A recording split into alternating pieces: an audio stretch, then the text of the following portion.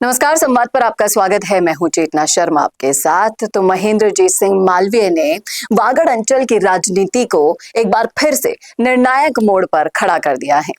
पूर्व कैबिनेट मंत्री महेंद्रजीत सिंह मालवीय के कांग्रेस में शामिल होने के ऐलान ने न सिर्फ स्थानीय राजनीति में भूचाल ला दिया, बल्कि आने वाले समय में आदिवासी राजनीति की अगर हम बात करें तो उसके दिशा भी बदलने के संकेत मिल रहे हैं। ये सिर्फ एक दल बदल नहीं है, बल्कि सत्ता, समाज और भावनाओं के टकराव की कहानी बनती जा रही है। भैरव जी मंदिर से शुरू हुआ ये राजनीतिक संदेश प्रतीकात्मक भी है और रणनीतिक भी है। चलिए आपको समझाते हैं। करीब 10,000 से ज्यादा लोगों की मौजूदगी ने साफ कर दिया कि मालवीय का जनाधार अभी भी मजबूत है।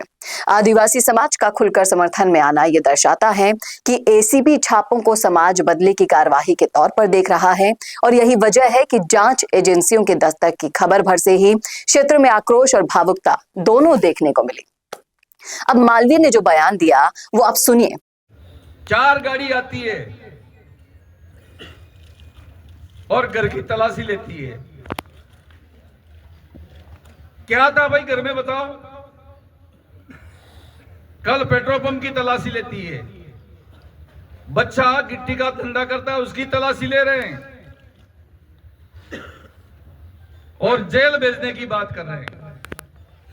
आपको इसलिए भी बुलाया है कि आपने हमेशा मेरे को सहयोग दिया है। जरूरत पड़ेगी तो हम सड़कें भर देंगे। आप सबको इस काम के लिए तैयार है। जब पेट्रोल पंप पे छापा पड़ा तो चोरी क्या निकली तो बताओ? चोरी कुछ नहीं लिख रहे हैं, पंप का पंचनामा नहीं बना रहे हैं, वहां नौकर काम कर रहे हैं, उनके दस्तखत नहीं करा रहे हैं। तो फिर पेट्रोल पंप पे क्यों आए थे तुम लोग? मैं इनसे पूछना चाहता हूं, एसीडी से भी पूछना चाहता हूं, सरकार से भी पूछना चाहता हूं कि आखिर में इन लोगों को मेरे घर क्यों भेजा था आपने? क्या आप मुझे गिरफ्तार करना था या मेरी पार्टी को, मेरे को बदनाम करना था आपको? और इसलिए आज कार्यकर्ताओं के मन में बहुत पीड़ा है, बहुत दुख है इस काम के लिए। 40 साल की राजनीति में चलते हुए मैंने कागज पे दस्तखत करके दिए। कभी किसी को 1 रुपये की रिश्वत क्या होती है ये मुझे आज उस नाम से मुझे मालूम नहीं है। एक आदमी जो मेरा दुश्मन है, उस दुश्मन का भी मैंने ट्रांसफर नहीं कराया। उसको भी कहा कि तू भी जिंदा रहे, मैं भी जिंदा रहूं, लेकिन तेरे को शिकायत है तो मैं तेरा ट्रांसफर नहीं करता। इतना बड़ा दिल रखने वाला मैं आदमी हूं। इसलिए मीडिया के तमाम साथियों में यह बात अपील करता हूं और सरकार से भी यह अपील करता हूं। ये 2 मेरे छापे पड़े हैं, 3 जगह आपने छापा पड़ा है। इसके अंदर क्या चोरी निकली है उसको जनता के सामने उजागर करो, जनता के सामने, ताकि जनता को भी पता लगे कि भाई हमने कितनी चोरी की है। एक एमएलए जो करौली के अंदर जाके सौदा करता है और करौली में सौदा करने के बाद 20 लाख रुपए की नोट लेता है, 3.5 महीने वो जेल में रहता है। इसके बाद भी सरकार इसके खिलाफ में कोई कार्रवाई नहीं करती है।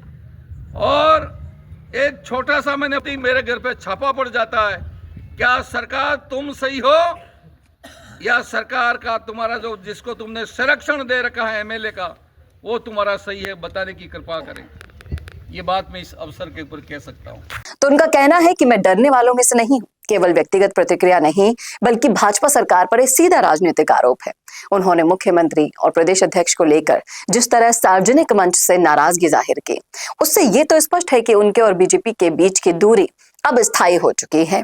छापों में क्या मिला का सवाल उठाकर उन्होंने जांच की मंशा पर भी सवाल खड़े कर दिए। इस पूरे घटनाक्रम में एक और अहम संकेत मालवीय की धर्मपत्नी और जिला प्रमुख रेशम मालवीय की मुख्य भूमिका है।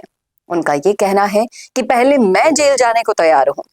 अब आदिवासी राजनीति में परिवार के सामूहिक संघर्ष का जो संदेश मिलता है, जो भीड़ को भावनात्मक रूप से और भी मजबूत करता है।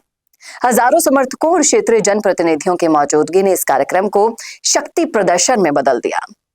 अब मालवीय का भारत आदिवासी पार्टी के सांसद राजकुमार रोत पर हमला भी एक सियासी संदेश ही माना जा रहा है, और ये साफ है कि वागड़ की आदिवासी राजनीति अब त्रिकोणीय संघर्ष की ओर बढ़ रही है, जहां कांग्रेस, बीजेपी और क्षेत्रीय आदिवासी दल आमने सामने होंगे। नरेगा और मानगढ़ को लेकर 3 राज्यों की बैठक का ऐलान ये दर्शाता है कि मालवीय खुद को केवल दल बदलने वाला नेता के रूप में नहीं देखते, बल्कि एक बड़े क्षेत्रीय मुद्दों के नेता के रूप में स्थापित करना चाहते हैं। कुल मिलाकर मालवीय का कांग्रेस में प्रवेश वागड़ की राजनीति में सिर्फ समीकरण नहीं बदल रहा, बल्कि ये आदिवासी अस्मिता, सत्ता की राजनीति और जन भावनाओं का एक नया संगम दिखाई दे रहा है, जो नई दिशा को भी बता रहा है।